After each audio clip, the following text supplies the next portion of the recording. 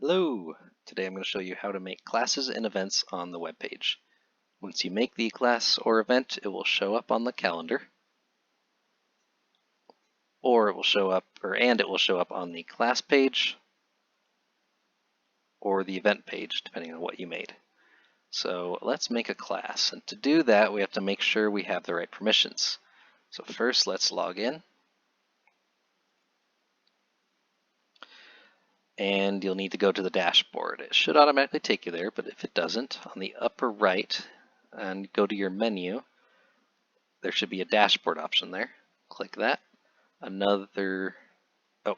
then click settings here. Another quick way to get to settings is go into that same menu and just click the click link right to settings. So once you're in settings, go to account and you'll be able to see all your different permissions here. If you see create events and classes, then you have the correct permissions to do this. Another quick way to tell is if you see these options in your dashboard, your events or your classes, then that also means you have the right permissions. So let's make a class. By clicking on this, you will see three options here, your classes. This will just list all the classes you've made. You can also click your cancellations. So if you've canceled any single instance of a class, you can restore that canceled class via here. The third option is to create a new one. So let's do that. So for the title, let's call this Introduction to Metal Shop. Let's give it a short description. I just got some text here. Learn the basics of MIG welding. Location, let's go with Zerocraft Metal Shop. For the body, I'll just put some dummy text here. And you have all the different styling options you're probably used to, including link. You probably use that one a lot. You can also insert media though, such as embedding a video. Just give it the URL of the video, such as a YouTube URL. You can include a table if you need it for whatever reason, or insert an image. Let's quickly insert an image here. Let's do this generic welding class image. It shows the check mark up on the upper right. That means it worked. So when you click the image, you'll have this dialog that pops up with three different options. The middle one is to make it a side image. The left one is to make it a full-size image. And the right one adds some screen reader text. So all images uploaded to the site have to have screen reader text to slide to them. That makes our website more accessible for visually impaired, and it also gives us better rankings on Google search results. So you can give it text by either putting a caption down here, or if you don't want a caption to be underneath the image, you don't want any caption to show at all, then you can put some invisible descriptive text by clicking that third option in the dialog that popped up and typing whatever you want. Try to make it descriptive, of course, otherwise it's useless. And save. Okay, so we're done with the body. Now privacy. Who can actually see this event and interact with it? If it's public, that means it will show up for anyone and everyone. And they can also purchase tickets and all of that. If it's members only, then only people who are signed into the website will be able to even see the event and interact with it. If it's paying members only, then only those who are signed into the website and are paying members will even be able to see the event or class and will be able to interact with it. And administrators only.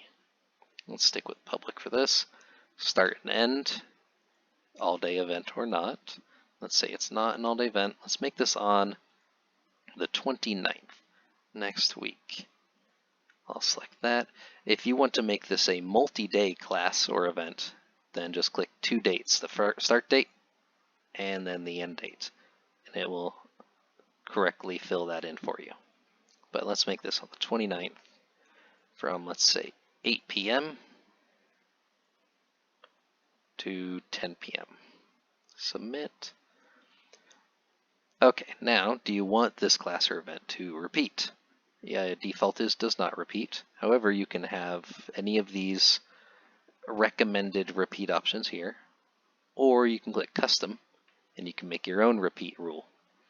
So repeat every 1 day, week, month, or year are the options here.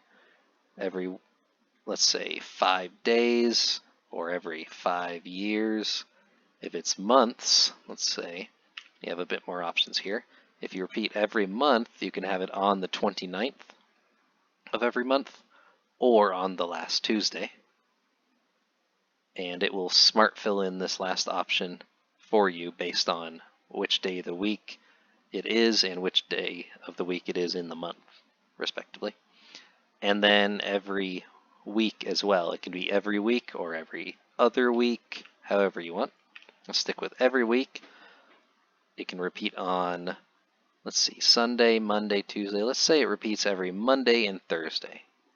Now this is actually going to throw an error for us because our event's on the 29th, which is a Tuesday. And so your date here has to line up with your repeat parameters, otherwise it's going to give you an error. So let's stick with that. I actually want that error to pop up so I can use it to show you guys something. The last option here is when it should repeat until. Either never, so it never ends and always repeats infinitely, or do you want it to end by a certain date, or repeat until a certain date, I mean. Or do you want it to repeat until X number of occurrences have happened, such as after 10 occurrences. Let's just stick with never, so it just repeats forever. Click done. If there is an applicable album that you think would be useful for people to see to give an idea of this class, then you can click the link an album button here and choose from all the various albums on the website. Let's not do that though this time. You can also attach a poll to events. If you click the checkbox, it will open up the poll creation tools. You have to give it a question, so what is the poll asking that people are voting on? And you have to give it some options here. There are no minimum number of options or anything. You can add more options, you can delete options. There's also advanced poll options. So if you need to control the poll better or just curious what your options are in here, you can click that. And there is a small description for every option in here. So let's not worry about attaching a poll. The last item is to attach a photo, which is required, and you'll see why soon. So we can either select a photo from the media library or upload one from our computer. Let's select from the media library first.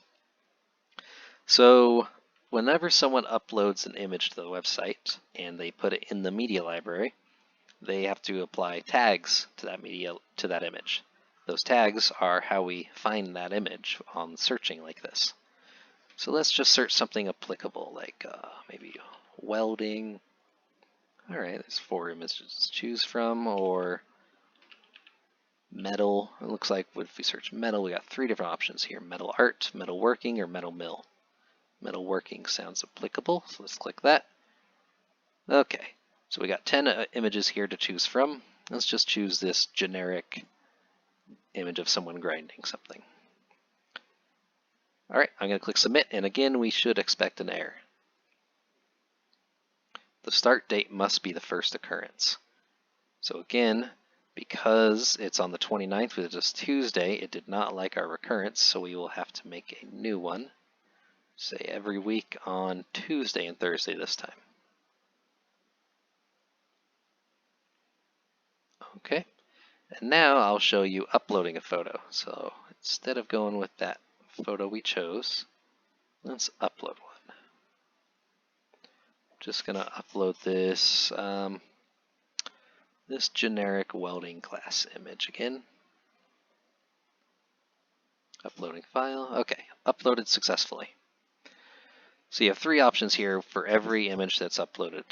Screen reader text, which again is required.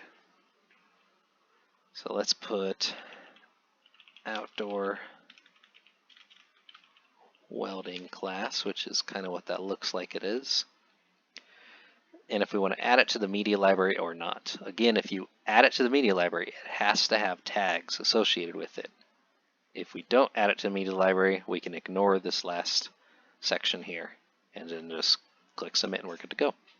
But let's add it to media library. So I'll click that.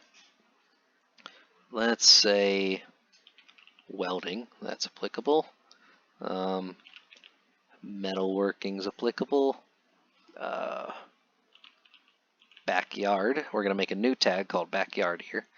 And to make a new tag to associate with this, because you don't have to just choose the tags that have been made before, you can make a new one.